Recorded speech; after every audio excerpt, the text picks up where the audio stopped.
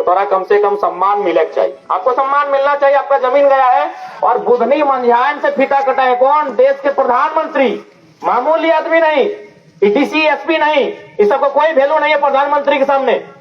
Management टेनेजमेंट सबको कोई value नहीं है। देश का पहला प्रधानमंत्री बुधनी मंझान को केवल इसीलिए आगे किया कि जमीन आपकी है, आपको सम्मान मिलना चाहिए, और आपको सम्मान देते हैं कि जो उद्घाटन प्रधानमंत्री के हाथ से होना है वो उद्घाटन बुधनी मंझान करे। चलिए ठीक है, एक विस्थापित थे हम, जमीन हमने दिया था, देश के प्रधानमंत्री ने हमको सम्मान दिया, लेकिन क्या सम्मान केवल फीता काटना था? क्या हमारा सम्मान केवल फीता काटने से हमें सम्मान मिल गया? आज जब इन डेमो का स्थापना किया जा रहा था उस समय बिजली की व्यवस्था नहीं थी, उस समय तमाम जो व्यवस्थाएं थी वो बिल्कुल मतलब देश चूंकि आजाद हो रहा था और आजादी के समय देश की व्यवस्थाएं ठीक नहीं थी, लेकिन जब किसान के सामने आए, सरकार के लोग आए, सरकार के लोगों ने किसानों से कन्वेंस किया, इस क्षेत्र में रहने वाले आदिवासियों को, इस क्षेत्र के मूलवासियों को कन्वेंस किया, अपनी के बतैले कि तोहनी अगर जमीन देबा तो देश की उन्नति होते, इस जमीन में डैम बनेबे, डैम में पानी टेक के रखबे, उस पानी से बहुत सारा प्रोडक्शन होते, बिजली तैयार होते और देश की उन्नति में तोहनी के योगदान देते। तो देश आदिवासी मूलवासी झारखंड के बहुत भोला भाला व्यवहार अखनी भी कहला है, अगर देश के विकास के बात लगे, देश के उन्नति के बात लगाए तो हमने भी चुकाया भाई। अगर हमारे खेत दिए से, अगर उस खेत में डैम बने से, उस डैम के पानी से बिजली बने से, या फिर और कोई काम है वैसे, अगर हमारा देश अच्छा व्यवहार है, क्योंकि अगर हमारे योगदान से हमारा देश तरक्की करता है तो हम अपन खेत की पूरा घर भी दे देंगे और एक एक विस्थापित अपन सारा जमीन दे दिलाए। लेकिन सवाल ये है कि किसके लिए दिए भाई? देश के लिए दिए ना। हमने अपना खेत, अपना खलिहान, अपना घर, अपना खेती बाड़ी, अपना जो हमने निछावर किया वो किसके लिए? देश के लिए। तो देश का मतलब क्या होता है भाई? हम पाकिस्तान के लोग हैं क्या? हम अफगानिस्तान के लोग हैं क्या? हम तालिबान के लोग हैं क्या? अरे देश का मतलब क्या होता है? देशवासी तो हम भी हैं। जब देश को हमने दिया तो आज आजादी के 75 साल के लगभग बाद भी हम यही मांग कर रहे हैं कि देश हमें क्या देने वाला है। हमने दे दिया, सब कुछ दिया। हमने कहीं मैथन डैम में जमीन दिया, कहीं पंचायत डैम में जमीन दिया, हमने एमपीएल में जमीन दिया, हमने डीवीसी में जमीन दिया, लेकिन आज देश हमें क्या दे रहा है ये हम देश से मांग करते हैं। क्या हमारा अधिकार नहीं है मांग करने का? आज हम वही मांग करते हैं कि देश हमें क्या देगा। हम आज देश से मांग करते हैं तो पहले एक स्पष्ट नीति बनाए।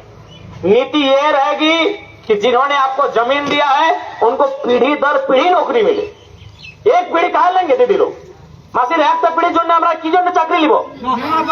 ये जमीन हमारे दादाजी भी जोतकोड़ किए थे, उनके भी पिताजी जोतकोड़ किए थे, उनके पिताजी भी जोतकोड़ किए थे, उनके पिताजी के पिताजी के पिताजी न जाने कितने पिताजी जोतकोड़ किए थे कि नहीं? तो हम 40 साल के लिए नौकरी कहा लेंगे भाई? हम क्या 40 साल के लिए नौकरी लेंगे? डीवीसी आज लगभग 70, 75, 80 साल पुराना है। आज 70 साल बाद भी डीवीसी का वजूद है। तो 70 साल पहले जिन किसानों ने जमीन दिया है उनका वजूद काहे नहीं रहेगा? उनका वजूद काहे नहीं रहेगा भाई? आज हमने आपको 70 साल पहले जमीन दिया है, आज भी आपका वजूद है, तो हमारा वजूद क्यों नहीं रहेगा? इसीलिए अगर देश को हमने अपना सब कुछ दिया है विकास के नाम पर, तो हम देश से चाहते हैं कि सबसे पहले किसानों को अगर सुरक्षित बनाए और हर एक प्रबंधन को, चाहे डीवीसी प्रबंधन रहे, एमपीएल प्रबंधन रहे या कोई प्रबंधन रहे, आपको अपने प्रोटोकॉल में, अपने टर्म एंड कंडीशन में इस बात को जिक्र करना होगा कि आपको पीढ़ी दर पीढ़ी नौकरी देना होगा। क्या कि हम लोग खेती पीढ़ी दर पीढ़ी करते हैं, हम लोग खेती पीढ़ी दर पीढ़ी करते हैं। बाप के मरने के बाद फिर बेटा खेत को संभालता है, वो जब दुनिया से जाता है तो उसका अगला पीढ़ी खेत को संभालता है। तो उसी प्रकार जब तक, और ये नौकरी का मांग हमारा तब तक रहेगा जब तक यहाँ योजना रहेगा, जब तक डीवीसी का चिमनी रहेगा, जब तक एमपीएल में धुआं उड़ेगा, हम तब तक मांग रहे हैं। एमपीएल चला जाएगा हम नहीं मांगेंगे, डीवीसी चला जाएगा हम नहीं मांगेंगे। इसलिए आज लोकतंत्र के चौथे स्तंभ के माध्यम से ये आवाज हम देश तक भी पहुंचाएंगे कि वास्तव में अगर ये गांधी का देश है, क्योंकि लोग कहते हैं ये गांधी का देश है, हम भी बचपन में सुनते आए हैं गांधी का देश है, लेकिन दिल नहीं मानता है। लोग कहते हैं, हमें जब से हम लोग स्कूल गए हैं, नर्सरी क्लास से लेकर आज हम लोग पीएचडी में पहुंच गए, और आज तक लोग यही बताए ये गांधी का देश है, ये महात्मा गांधी का देश है। सुनते हैं लेकिन दिल नहीं मानता ये गांधी का देश है। अगर ये गांधी का देश है तो गांधी किसानों के पक्षधर थे। गांधी का कथन था, भारत की आत्मा बसती है गांवों में, गांवों की आत्मा बसती है किसानों में, और किसानों की आत्मा बसती है खेत खलिहानों में। आप खेत खलिहान को उजाड़ के कहेंगे ये गांधी का देश है, हम कैसे मानेंगे? हम कैसे मानेंगे भाई ये गांधी का देश है? आप खेत खलिहान को उजाड़ के हमें हमारे घर से बेघर। इसलिए आज ये गांधी का देश हम तभी मानेंगे जब रैयतों के साथ इंसाफ होगा, जब विस्थापितों को उनका अधिकार मिलेगा। और साथ ही साथ आज तमाम जो विस्थापित लोग हैं, हम आपको सोबिन की हटाई कहना चाहो कि देखा हमने लड़े खातिर तैयार हो। आज हमने 2 साल से हर एक मुद्दा में लड़ लिए। अभी पीएल मुर्मू चाचा बताए तो हमने 6 दिन तक धरना में नौकरी मिला, तो हम लोग लड़े। लेकिन एक बात यह है कि आज झारखंड के हर एक घर में समस्या है, झारखंड के हर एक गांव में समस्या है। आपके यहां अगर वहां कुमार डूबी में भी समस्या है, धनबाद में जान देने से भी पीछे नहीं हटेंगे। लेकिन सवाल है हमारे गर्दन से अगर आपको इंसाफ मिलता है तो हम कटाने के लिए भी तैयार हैं, लेकिन कितना बार कटाएं? एक ही गर्दन है। गांव 32,000 है झारखंड में, 32,000 गांव में 32,000 को समस्या है। आखिर हम लोग एक बार हम जरा माँ को एकदम निष्ठापूर्वक हम बोला हो कि अगर हमारे गर्दन काटे से भी अगर विस्थापित के न्याय मिलता है तो काट के हम दे दो, थारी में परस देवो। लेकिन सवाल हो कि गर्दन हमारी के बार न काटो।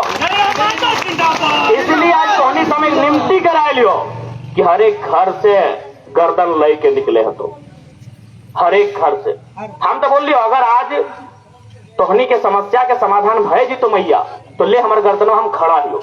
हाथ बगल में पुलिसियों न हो, बेचारा नहीं, हालांकि भाई लगतो, लेकिन मजबूरी में नौकरी करो। एक तो भले पुलिस के काम करो, लेकिन सब सरकार के यार पूंजीपति के काम करा। तो देखबे करला, यहाँ भारत एक ऐसा देश है जहाँ एक बाप को अपना बेटी का शादी करने के लिए सोचना पड़ता है और एक बाप 5,000 करोड़ खर्चा कर देता है। भारत एक ऐसा देश है, भारत एक ऐसा देश है जहाँ बेटा खर्चा के डर से अपना रिश्तेदार को बुलाता नहीं है, और सलमान खान, सुनील शेट्टी और मोदी को बुला लिया। यही भारत देश है। तो जो भी पुलिस लोग बनते हैं अच्छा बात है, उनसे हमारी कोई लड़ाई नहीं है, लेकिन सच्चाई है ये लोग हमारे लोग नहीं है, हमारे भाई हैं। लेकिन जब वो नौकरी करते हैं तो पूंजीपतियों के लिए करते हैं, उद्योगपतियों के लिए करते हैं। तो हम लोग पीछे कभी नहीं हटते हैं। लेकिन सवाल ये है कि हम जान एक ही बार दे सकते हैं। अगर हमारी जान जाने से आपको इंसाफ मिलता है तो हम पीछे नहीं हटेंगे। लेकिन हमें लगता है एक जगह की समस्या का समाधान अगर एक जान से होगा तो बाकी जगह भी समस्या है। यानी हमारे कहने का मतलब यह है, हमारे कहने का मतलब हटे लगो कि अब लड़ाई यार पार लड़े। देखा एक बात सीधा जान ले, यदि जमींदारी ना हो ना, खेत द्वार घर कठो ना हो तो जिंदगी तो जिंदगी नहीं लगो। धनबाद रेलवे स्टेशन जाके देखबा, बहुत सारा लोग है अपना गुलगुलिया बोला वो जिंदगी तो जिंदगी लगे। हालांकि हमारा दुख है कि दुनिया में ऐसा आदमी भी है और प्रति हमारा सहानुभूति है, और हम सरकार से मांग करबे अपनी के विशेष ध्यान दो।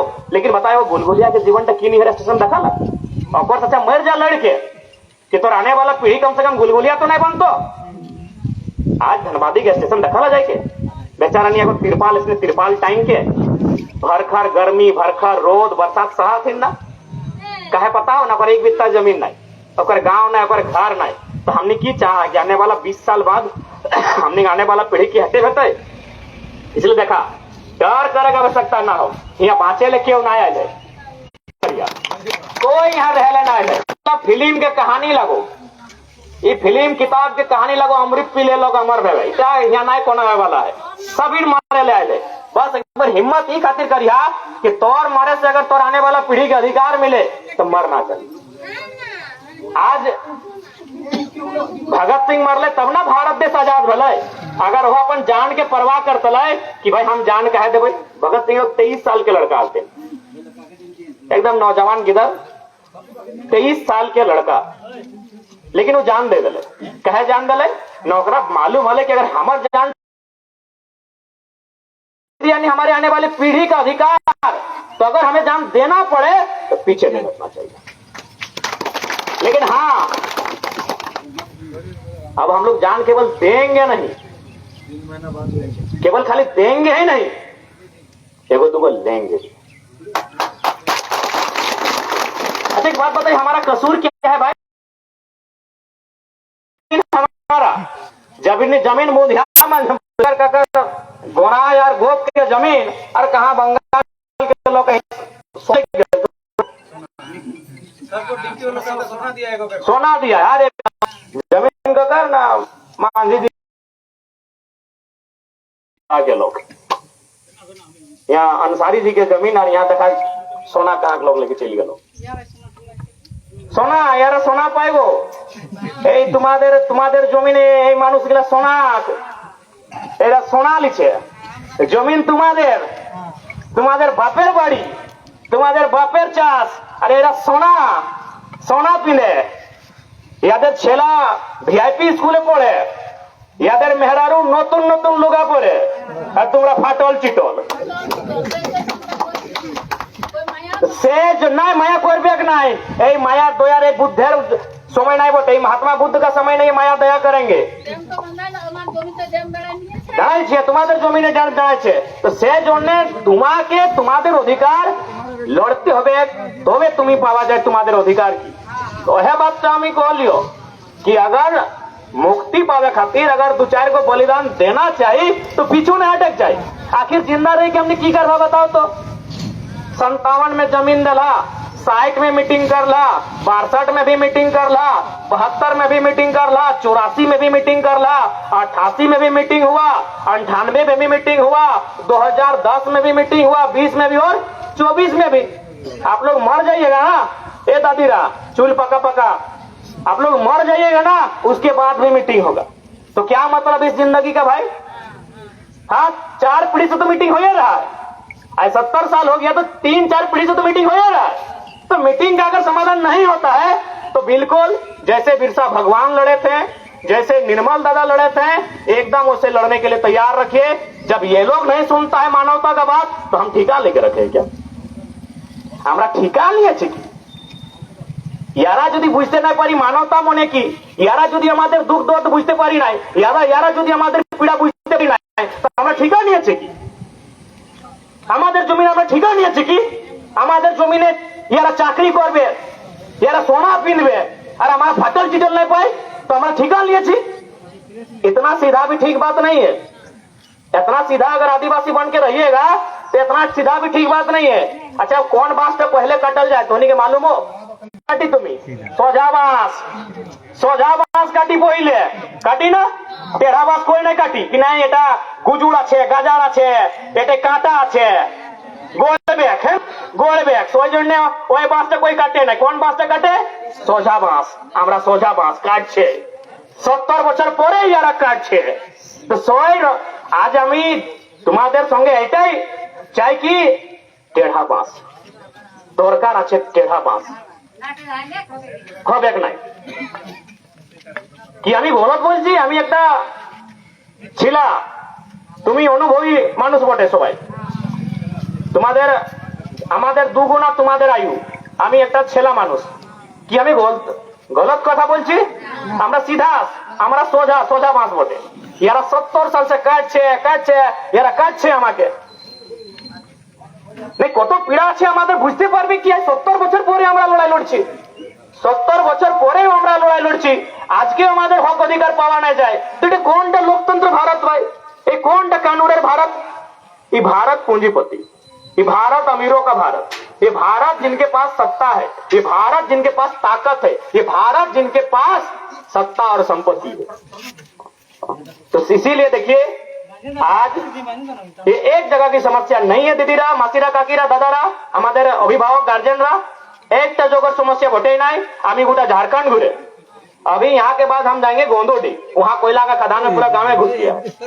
एक जगह झारखंड बर्बाद नहीं हो रहा है, झारखंड कदम कदम में लोग बर्बाद कर रहा है, झारखंड को लोग कदम कदम में लूट रहा है। अभी गोंदोडी में आप लोग तो जैसा है गांव आपका जिसने है उनका गांव नीचे चला गया कोयला खदान में, और ना उस जमीन का मुआवजा ना उस जमीन का पैसा। वहां के बाद जाएंगे हम सुरुंगा बलियापुर, वहां भी गांव का वही हाल है कि बारिश में गांव कहा जाएगा सीधे पाताल में, सीधे पाताल में चला जाएगा। तो पूरा झारखंड हम घूम रहे हैं, গোটা ঝাড়খণ্ড আমি যাই দিদিরা মাসিরা, গোটা ঝাড়খণ্ডের সমস্যা এটাই।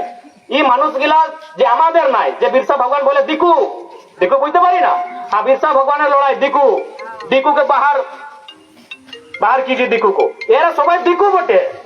এই দিকুরা আজকেও আমাকে দেখতে নাই পারি, অংরেজের কালে দিকু, আজকেও দিকু, এরা দিকু বটে। আজকেও এই মানুষগুলা আমরাকে মানুষ বুঝে নাই, আমাকে কে কি বোঝায়, এরা জানোয়ার বুঝে। এই যে দিকুরা যে শাসন প্রশাসনে আছে, এই বড় বড় সোনার হার পিনছে, এই বড় বড় বন্দুক টাঙে, এই দিকুরা আমাকে মানুষ বুঝাই নাই, এই বুঝে এইগুলা মানুষ বটেই নাই, তো এইগুলা জানোয়ার বটে। এইগুলাকে মারবো, পিটবো, ইয়াদের বাড়ি লুটে নিব, ইয়াদের চাষ লুটে নিব, আর লুটে নিচ্ছে, আজকেও লুটছে। এই কোনটা কানুর ভাই? এত এত দরগাধারী, এত এত বন্দুকধারী কিনা করে আজকে কি করছে এরা? যদি আজ এত এত বন্দুকধারী আছে, এত এত থানা আছে, বিডিও আছে, সিও আছে, এসপি আছে, ডিএসপি আছে, তারপরে যদি আমাদের জমিন লিয়ারা লুটছে, আমাদের চাকরি লুটছে, আমাদের বাড়ি লুটছে, তো কি জন্য এরা কি জন্য? কি আমি গলত বলছি? আজকেও আমাদের लूटपाट হচ্ছে, आज भी लूटपाट हमारा चलिए रहा है। इसलिए भले हम मजबूरी में एक बात कहते हैं, और जहां जहां खासकर हम कंपनी के किनारे जाते हैं, चाहे धनबाद, बोकारो रहे, रांची या जमशेदपुर रहे, हम एक लाइन कहे हैं कि अब हम तो हमारे दो भी नहीं, तीसरा को जन्म दीजिए और उसको बोलिए कि तुमको खाली लड़ना है भैया। क्योंकि हम लोग भी थोड़ा डर करते हैं कि भाई बेटा का केस हो जाएगा तो क्या होगा। हम लोग थोड़ा डर करते हैं कि लोग बंदूकधारी लोग आ जाएंगे कंपनी की तरफ से, और बंदूकधारी लोग कंपनी की तरफ से आता है, हमारे तरफ से नहीं आता है। पूछिए, दादा लोग है सामने, पूछिए, हाँ जितना भी सेक्टर दादा है पूछ लिए, लोग कंपनी तरफ से ही आता है। आज तक इन लोग जनता की तरफ से कभी नहीं गया है। इन लोग हाईवा पकड़ने कभी नहीं जाता है, साइकिल वाला पकड़ने जाता है। पूछ लिए, सामने है, वो लोग हमारे भाई है लेकिन मजबूर है, वो लोग हमारे दुश्मन नहीं है, हमारे भाई है लेकिन मजबूर है। पूछ लिए, सामने है, पूछ लिए कभी इनको गया है कि माने किसान तरफ से लोग कभी गया है, कभी मजदूर तरफ से गए, पूछ जो भी है, चाहे दरोगा है, पुलिस है, चाहे सीआरपीएफ है, आज तक उन लोग कभी किसान मजदूर के तरफ से नहीं गया है। उन लोग जब भी आया है कंपनी तरफ से आया है और किसान को लाठी मारा है। पूरे 70 साल का इतिहास पढ़िए, हमको एक मौका दिखाइए, एक मौका दिखाइए कि लोग किसान तरफ से आया है कि चलिए किसान के पास। इन लोग का किसमें कसूर इन लोग का नहीं है, इनके ऊपर जो बॉस लोग बैठा है उनको इन लोग को दबा के रखता है। इन लोग भी हमें लोग का जैसा गरीब घर का बेटा लोग है, अगर अमीर घर का बेटा लोग होता तो पुलिस का नौकरी नहीं करता, अंबानी जी का बेटा होता देखिए कब। तो इसलिए इनका दोष नहीं है, इनको हम कभी दोष नहीं देते, लेकिन जो सच्चाई वही बताते हैं इनको भी कि थोड़ा सच्चाई को आप भी जान लीजिए। पुलिस इसीलिए बना, देखिए पुलिस बना है 1861 में, उस कानून का नाम था इंडियन पुलिस एक्ट, और उससे 1 साल पहले बना था इंडियन आपका पेनल कोड, आईपीसी का जो भारतीय दंड संहिता, ताजीरात हिंद बोलते हैं, जिसको हम लोग कानून अभी इधर उधर एक्सचेंज किया गया। 302 यानी मर्डर केस होता था तो इधर उधर बदला, तो पहले वो कानून बना, फिर पुलिस बनाया। और पुलिस को देखिए इसीलिए बनाया था, उस समय जैसे अभी डीसी होते हैं, तो उस समय वो कलेक्टरी व्यवस्था थी अंग्रेजों के टाइम में, और कलेक्टर का काम होता था गांव में जाके लगान को कलेक्ट करना, वसूली करना। एक्चुअली जो डीसी है उसका काम था वसूली करना, वसूली भाई, नहीं गुंडा होता है वसूली भाई, तो उस समय के वसूली भाई होते थे अंग्रेजों की तरफ से, उसका नाम था कलेक्टर, उसका काम था कलेक्ट करना। तो जब वो गांव आता था तो कभी गांव वाले पीटते थे, अब सब एक नहीं ना है कि डर से चार मानेगा, 2-4 को मोटा तगड़ा किसान होता था तो कलेक्टर को पूरा पीटता था, कलेक्टर नहीं आज के लेवल का डीसी, उनको पूरा पीटता था। तो कलेक्टर अंग्रेजों के पास गया, बोला देखिए गांव जाना दिक्कत है, गांव जाते हैं तो किसान लोग पीटता है, तब बोला कि ठीक है तुमको सुरक्षा देंगे, उन लोग पुलिस बनाया, यानी जो कलेक्टर को पीटेगा पुलिस उनको पीटेगी। और वो सिस्टम आज भी चलता है। आप बड़े पदाधिकारियों के खिलाफ बोलिए, पुलिस आज भी आपको पीटेगी। आप कंपनी के खिलाफ जाइए, पुलिस आज भी आपको पीटेगी। आज विधायक के खिलाफ बोलिए, पुलिस आज भी आपको पीटेगी। तो ये सिस्टम आज भी है। इसलिए हालांकि हमारे भाई हैं, इनसे हमारी कोई शत्रुता नहीं है, लेकिन जो सच्चाई है, जो इतिहास है, उसको जानना चाहिए। और हम आपको इतिहास बता रहे हैं कि कलेक्टरी को बचाने के लिए ही, कलेक्टर को बचाने के लिए पुलिस का व्यवस्था किया गया था, ईस्ट इंडिया कंपनी को बचाने के लिए पुलिस का व्यवस्था किया गया था। और कलेक्टर के ऊपर एक होता है कमिश्नर, आप भी सुने हो कमिश्नर, एगो कमिश्नर एगो कलेक्टर। तो कमिश्नर का काम था कि जो कलेक्टर जो पैसा इकट्ठा करके देता था, कमिश्नर उसमें अपना कमीशन लेता था और उसको ब्रिटिश को भेजता था। तो ये व्यवस्था आज भी है। हम ये बात इसलिए कह रहे हैं कि भाई हमारी सुनेगा कोई, सारी व्यवस्था उनकी है तो हमारी एक ही सुनेगा। ये गांधी का देश है, हमें संघर्ष करना होगा। हमें आंदोलन के माध्यम से आना होगा, हमें प्रखर होकर आना होगा, हमें मजबूत होकर आना होगा, हमें एकजुट होकर आना होगा, तभी ये लोग हमें सुनेंगे, नहीं तो बहुत मुश्किल है। बिल्कुल उनके पक्ष में है। आप हमको इस पूरे धनबाद बोकारो छोड़िए, पूरे झारखंड का हमको एक भी इतिहास बता दीजिए। अभी देखिए खेती बाड़ी का दिन है, जंगल में हाथी आ जाएंगे खेत में, कई वो सीएसएफ जाता है बचाने के लिए, बताइए तो क्या किसान का खेत टैक्स नहीं देता है क्या?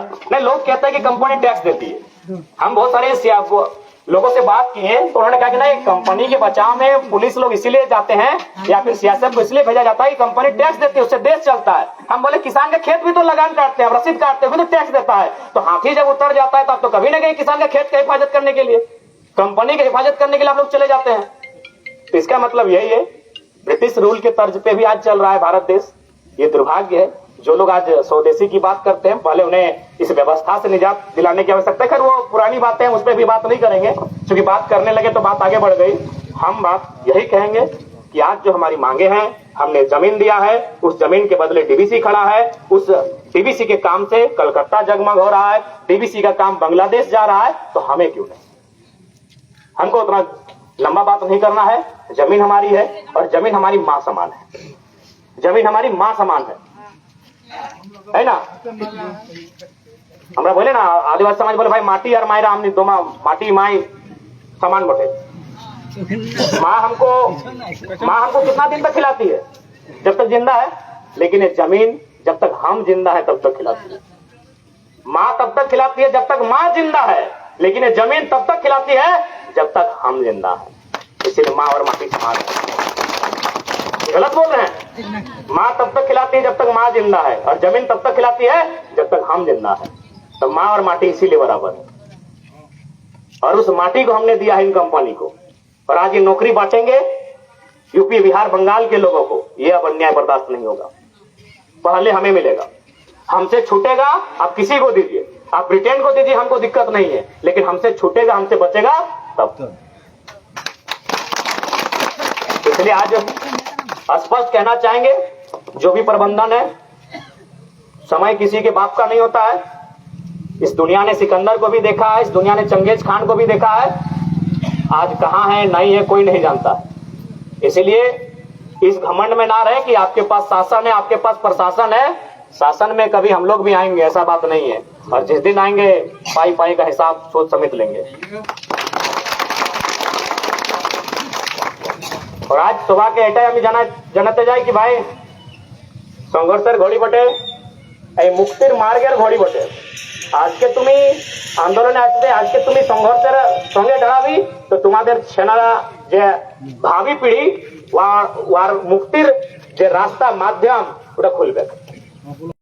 तो ज्यादा हम लोग नहीं कहेंगे, ये भाषण देने के लिए हम लोग नहीं आए थे, लेकिन थोड़ा सा बहुत पीड़ा है, बहुत दर्द है अंदर में, और हमेशा दर्द में ही हम लोग रहते हैं।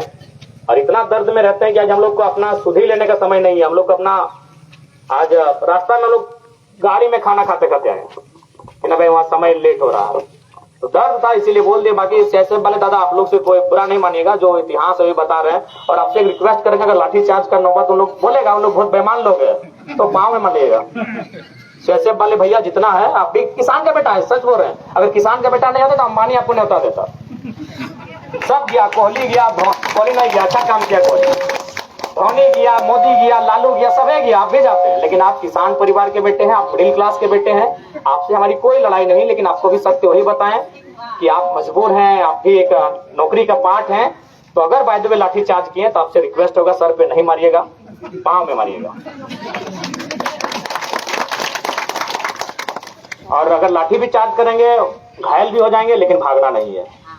कहाँ भाग के जाएंगे? कोथाय जाबी, कोथाय जाबी, हमरा कोथाय जाबी, पाराई नहीं है, कोथाय जाबी, कोथाय जाबी, বাড়ি আছে কি তোমাদের? কোথায়? এইখানে বাড়ি, এইখানে সব কিছু আছে, এইখানে আছে, ভাগবার দরকার নাই। ঠিক আছে, বাকি সবাইকে জোহার করি, নমস্কার, সালাম পেশ করতে हैं।